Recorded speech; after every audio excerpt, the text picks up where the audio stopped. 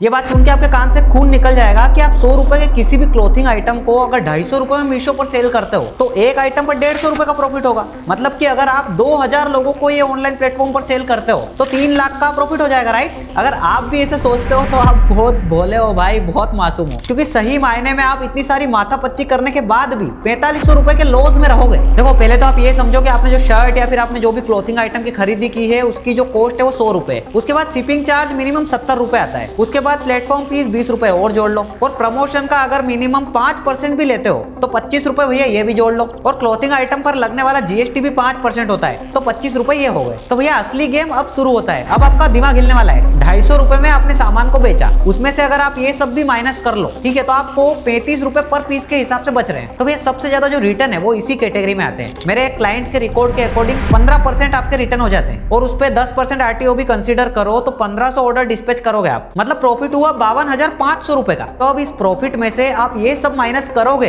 तो भैया बधाई हो, आपने 4500 रुपए का लॉस बुक कर लिया है। अब आपके पास जो रिटर्न आया है डेफिनेटली आप उसको बेच सकते हो, बट अभी के लिए वो डेड स्टॉक है आपके लिए, इसलिए भ्रम में मत रहो। ऑनलाइन सेलिंग के चक्कर में अंधे मत हो। मेरे हिसाब से ऑनलाइन आप तभी प्रॉफिट कर सकते हो जब आपका मार्जिन आपके प्रोडक्ट की कीमत से 4 से 5 गुना हो। अब वो कैसे करोगे ये आपको देखना है। बात कड़वी है लेकिन यही सच्चाई है। ऐसी और सटीक बिजनेस वीडियोस के लिए मुझे फॉलो जरूर कर लेना।